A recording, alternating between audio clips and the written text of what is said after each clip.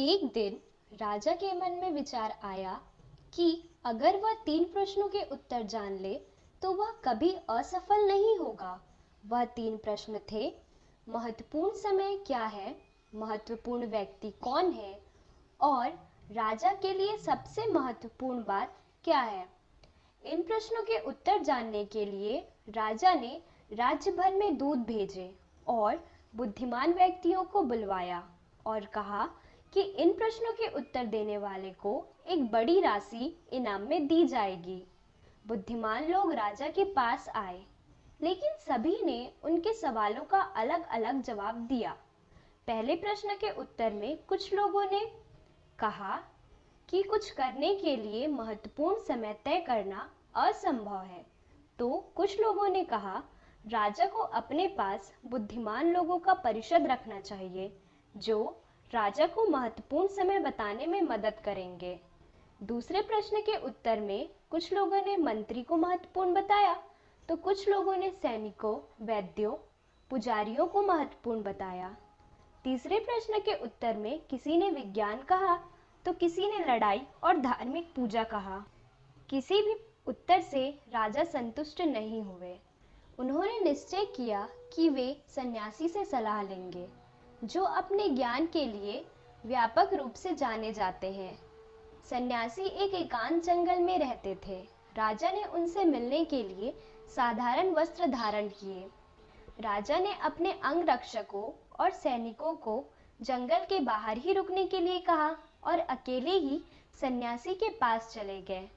जब राजा झोपड़ी के पास पहुंचते हैं, तो उन्होंने सन्यासी को झोपड़ी के सामने जमीन को खोदते हुए देखा।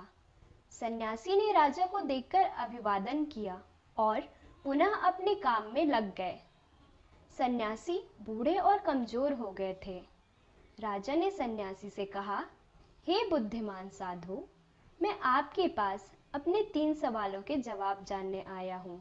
मेरे सवाल है, महत्वपूर्ण समय क्या है, महत्वपूर्ण व्यक्ति कौन है और मेरे लिए सबसे महत्वपूर्ण बात क्या है। सन्यासी ने राजा की बात सुनी, पर उन्होंने उत्तर नहीं दिया और पुनः अपने काम पे लग गए। राजा ने सन्यासी से कहा, आप थक गए होंगे, कुदाल मुझे दे दीजिए। सन्यासी ने राजा को धन्यवाद कहते हुए कुदाल दे दी। राजा ने जमीन खोदते हुए अपने सवाल पुनः दोहराए, लेकिन सन्यासी ने कोई जवाब नहीं दिया। सन्यासी ने राजा से कहा, अब आप आराम कीजिए और मुझे काम करने दो। लेकिन राजा ने कुदाल नहीं दी और खुदाई जारी रखी। 1 घंटे बीत गए। सूरज पेड़ों के नीचे जा चुका था। अंत में राजा ने कुदाल जमीन पर रख दी और सन्यासी से कहा कि मैं आपके पास अपने 3 सवालों के जवाब जानने आया था। अगर आप मुझे जवाब नहीं दे सकते तो बता दीजिए, मैं अपने घर लौट जाऊंगा।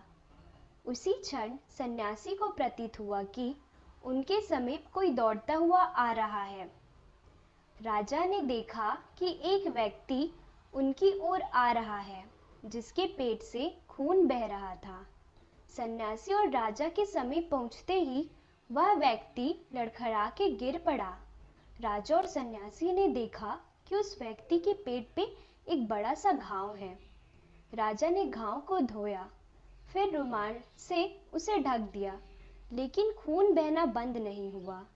राजा ने फिर से घाव को धोया और अच्छी तरह से रुमाल से बांध दिया, तब खून बहना बंद हुआ। व्यक्ति इससे बेहतर महसूस करने लगा। इस समय तक सूरज ढल चुका था और ठंडी हवाएं चल रही थी।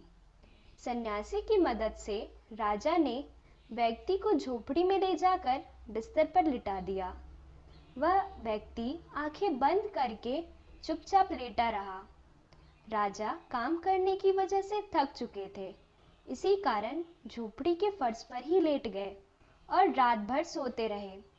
जब सुबह राजा जागे तो व्यक्ति ने राजा से धीमे स्वर में माफी मांगी। राजा ने व्यक्ति से कहा कि मैं तुम्हें नहीं जानता हूँ और तुम मुझसे माफी क्यों मांग रहे हो। व्यक्ति ने राजा से कहा, मैं आपको जानता हूँ, मैं आपका शत्रु हूँ। मैं आपसे यहाँ बदला लेने आया था, क्योंकि आपने मेरे भाई को मार डाला और मेरी संपत्ति जब्त कर ली।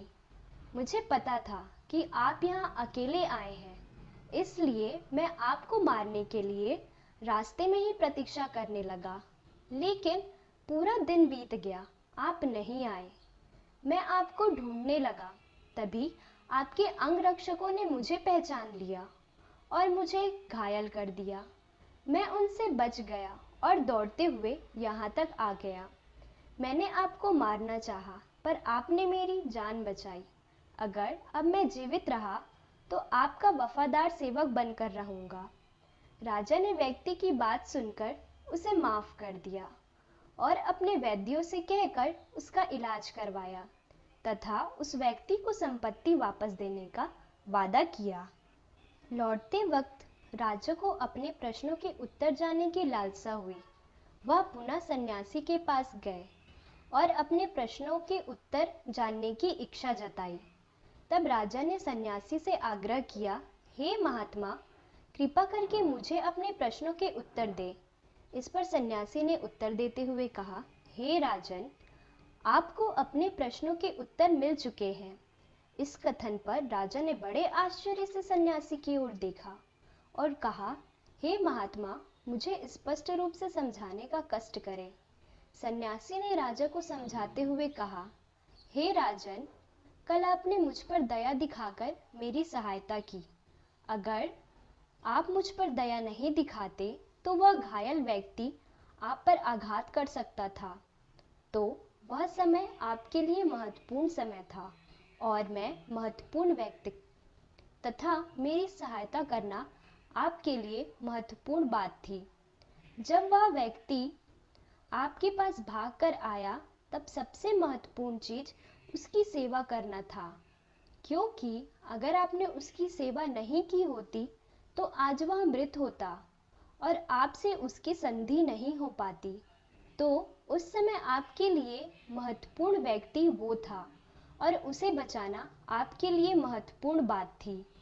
तो हे राजन, आपके प्रश्नों के उत्तर आपको उस समस्त घटनाक्रम से मिल गए हैं और वो ये है कि सबसे महत्वपूर्ण समय वर्तमान है। सबसे महत्वपूर्ण व्यक्ति वह है जो आपके साथ वर्तमान में है, क्योंकि भविष्य किसी ने नहीं देखा है। और आपका सबसे महत्वपूर्ण कार्य यह है कि आप उस वर्तमान में उसी महत्वपूर्ण व्यक्ति के लिए भलाई का कार्य करें। यह सुनकर राजा अति प्रसन्न हुआ और अपने प्रश्नों के उत्तर पाकर संतुष्ट हुए। उन्होंने उस सन्यासी का आभार व्यक्त करते हुए उनसे विदा ली और अपने राज्य की ओर चल पड़े।